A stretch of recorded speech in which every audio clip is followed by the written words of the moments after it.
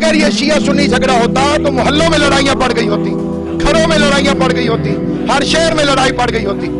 یہ ایک بین الاقوامی سازش ہے۔ کچھ کتوں کو ہندوستان نے اور کچھ کتوں کو جہاد افغانستان اور کشمیر کے نام پر پاکستان میں پالا گیا ہے، اور وہ پلے کتے جب ادھر سے فارغ ہو کے ادھر آتے ہیں تو اپنے اسلحے کی یہاں پر نمائش کرتے ہیں۔ ہم موت سے گھبرانے والے نہیں، ہم کربلا کے فرزند ہیں، ہم آل محمد کے ماننے والے ہیں، ہمیں کوئی گھبراہٹ نہیں ہے کبھی بھی، کسی دور میں بھی۔ خدا مالک ہے زندگی کا، اور ہماری زندگیوں کا اختیار حضرت امام زمان عجل اللہ تعالی فرجہ الشریف کے اختیار میں ہے، اور ہم بغیر کسی خوف اور خطرے کے یہ بات کہتے ہیں کہ اگر ان کو لگام دے دی گئی ہوتی، اور اگر جب ہم نے پچھلا دھرنا دیا تھا تو اس میں ہمارا مطالبہ صحیح طور پہ مان لیا گیا ہوتا، اسی وقت ہم بے وقوف نہیں ہیں۔ آپ جمہوریت بچائے، ہمیں جمہوریت پسند ہے۔ کئی لوگ کہتے ہیں فوج آ گئی تو سسٹم ناکام ہو گیا۔ بھاڑ میں جائے ایسا سسٹم جو پاکستان کی عوام کی جان کی حفاظت نہیں کر سکتا۔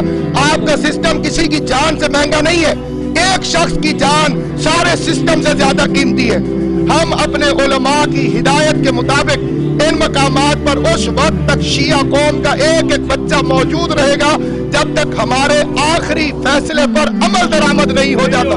ہم کسی زبانی دعوے پر، کسی زبانی وعدے پر، کسی تحریری وعدے پر کسی پر متفق نہیں ہے۔ ہم اپنے علماء کرام کی رہنمائی میں آخری وقت تک ان دھرنوں میں موجود ہیں، اور پورے پاکستان میں شریف اور مظلوم کو ہمارا قصور کیا ہے؟ کوئی بولنے والا بولتے ہوئے شرماتا ہے کہ جناب یہ تو شیعوں کا معاملہ ہے، اور مسلمانوں کے ساتھ ہم مطالبہ کرتے ہیں بڑے ادب اور احترام کے ساتھ کہ ایک مہذب ترین قوم کے ساتھ 20 سال سے پاکستان میں جو کھیل کھیلا جا رہا ہے، کون ہے جو اس پر بولے گا؟ کون ہے جو ہمارے حق میں آواز اٹھائے گا؟ کوئی ایسا شخص نہیں کہ جو اس معاملے کے اندر کچھ بزدل ہو گئے، کچھ خوفزدہ ہو گئے۔ اب اس شیعہ قوم نے از خود نوٹس لیا ہے، ہم شہادت سے نہیں گھبراتے، ہم سڑکوں پہ ہیں، آؤ ہمیں مارو، آؤ ہمیں قتل کرو، ہم گھبرانے والے نہیں۔ ہم آل محمد کے ماننے والے ہیں، زندگی اور موت کا وارث محمد و آل محمد کو سمجھتے ہیں، اور ہمیں کسی قسم کی کوئی گھبراہٹ نہیں۔